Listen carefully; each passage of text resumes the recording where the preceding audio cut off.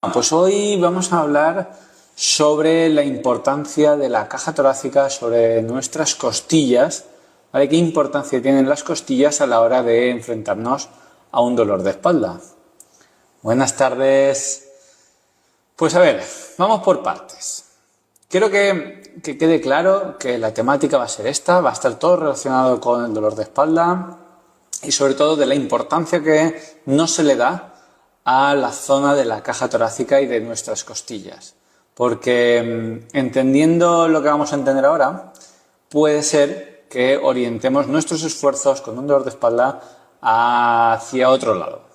Así que, bueno, si esto os ayuda, si esto os va bien, os pediría que me lo hicieseis saber de alguna manera para poder entender si os están gustando o no estos directos, ¿vale? Porque sé que la asistencia no significa nada, luego las métricas de estos vídeos son muy buenas, por eso sigo haciéndolo, creo que la gente está viéndolos con gusto, a pesar de estar en una duración de un cuartito de hora, y creo que son fácilmente digeribles. Así que bueno, igualmente vamos a entrar con el tema de la respiración, siempre comentando por qué la respiración puede ser importante para solucionar un dolor de espalda y qué significa también respiración.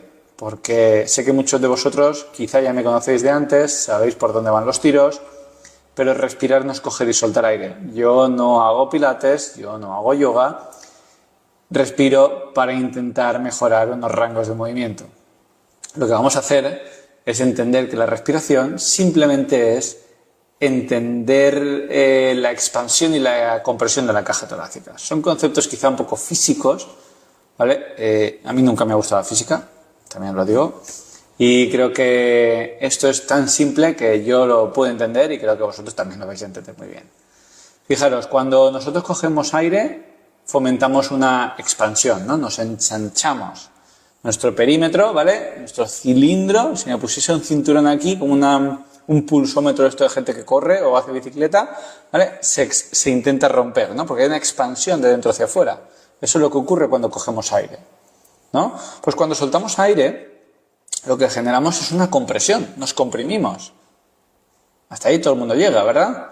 Vale, pues si entendemos que cada uno de nuestros cuerpos es distinto, que cada uno va a tener una compresión o una expansión distinta en alguna área distinta, va a ser todo mucho más fácil, porque fijaros, si yo me encuentro con una persona, ¿vale?, que está así, con los hombros muy adelantados, el cuello está relativamente pronunciado hacia adelante, de hecho el oído, ¿vale?, las orejas las tienen más adelante que los hombros.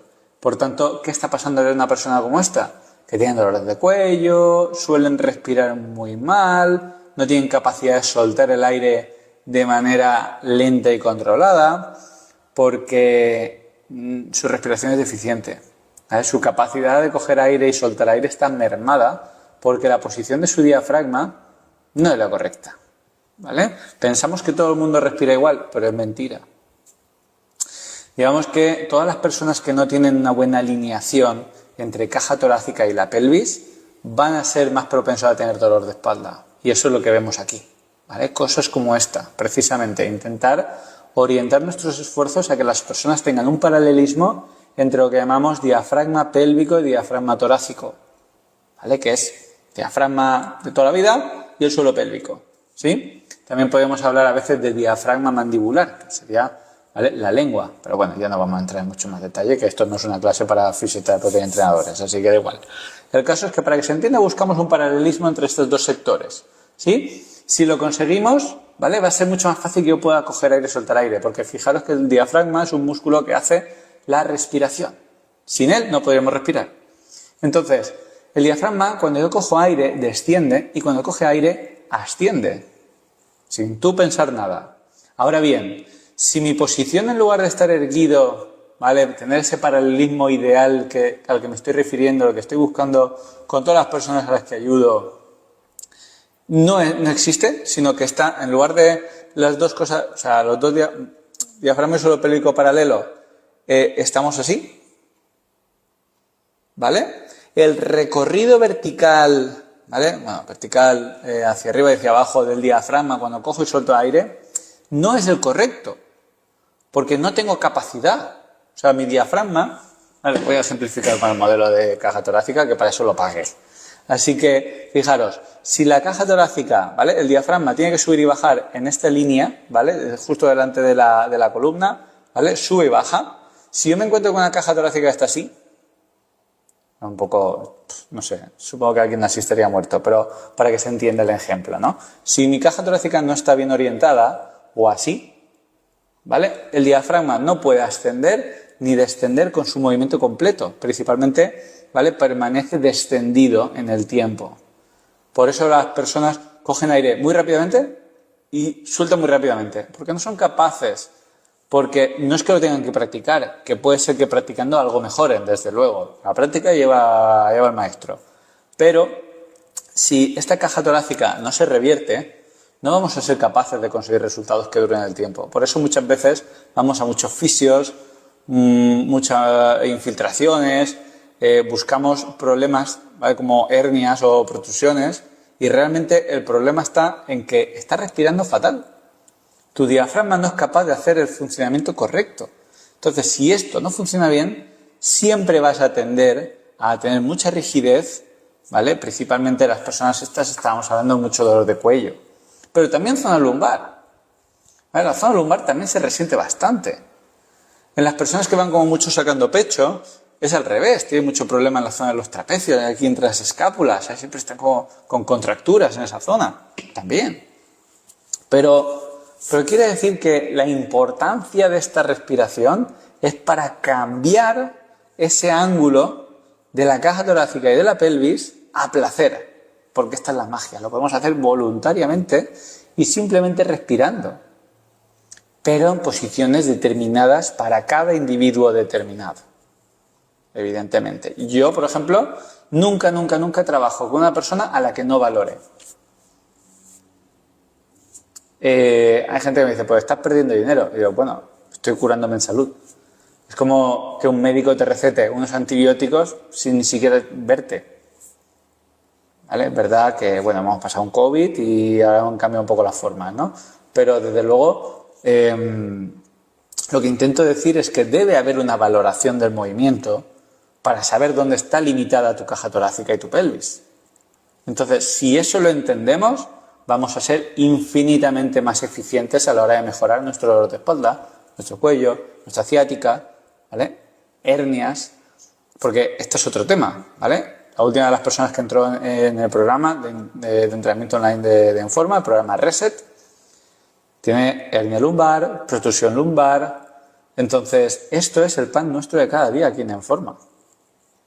Es el pan nuestro de cada día. Pero es que debemos siempre ser conscientes de que tenemos que pensar en cómo llegamos a dónde.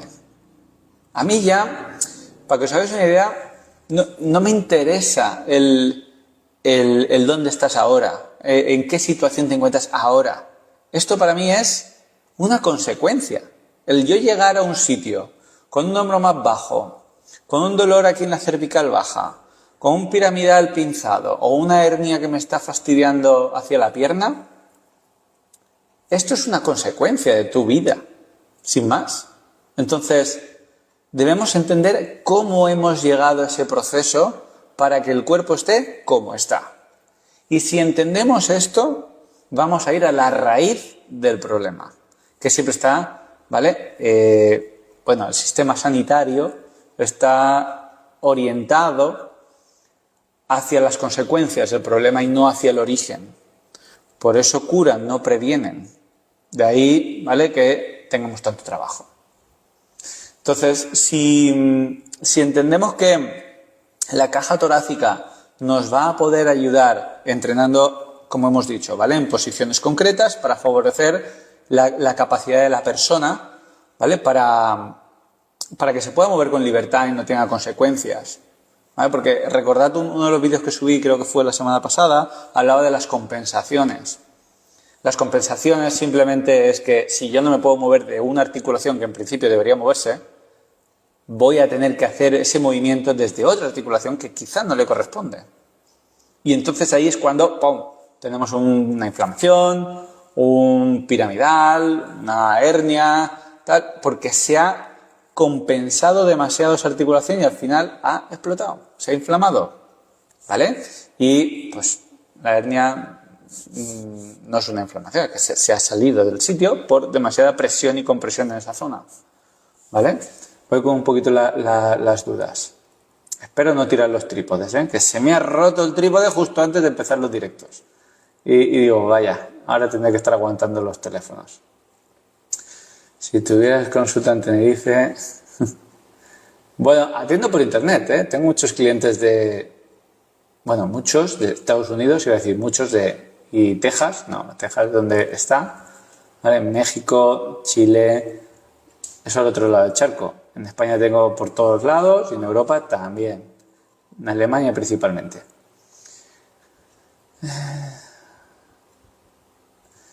Vale, diabetes, historias.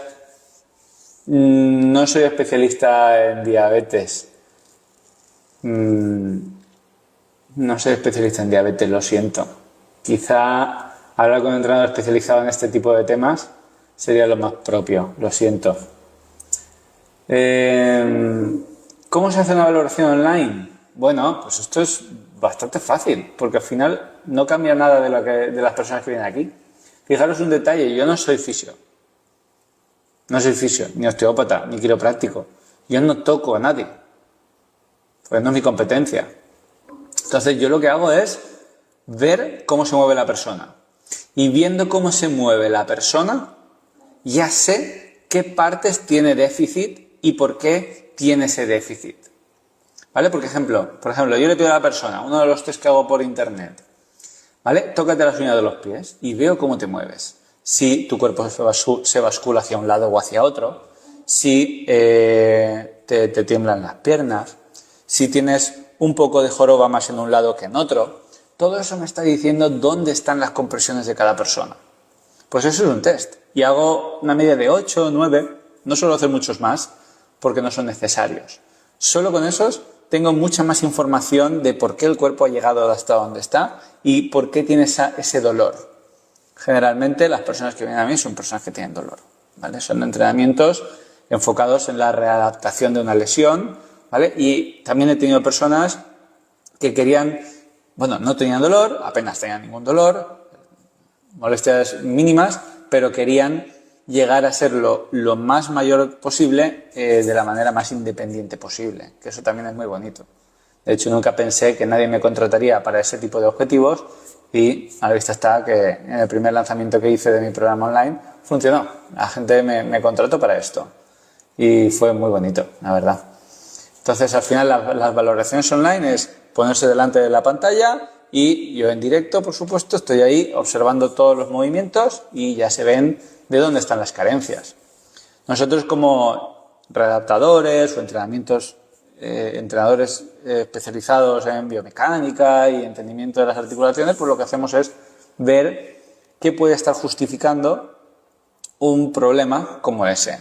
Por ejemplo, si me dices que tienes un dolor lumbar y valoramos la movilidad de la cadera, te pido que muevas, yo me pongo delante, hago el test y tú lo haces igual, y se van a ver ciertas diferencias generalmente, ¿vale? Igual las rotaciones de cadera no funcionan bien, o la flexión de cadera, llevar la rodilla hacia el pecho no funciona bien, ¿vale? Pues tenemos que saber, pero eso no es cosa vuestra, es mía, que quizá la mandíbula está influyendo negativamente. Y eso lo vimos la semana pasada con una persona nueva que empezó a entrenar. Resulta que tenía un dolor en el hombro y lo primero que le pregunté, le dije, ¿masticas sobre todo por ese lado del hombro que tienes dolorido?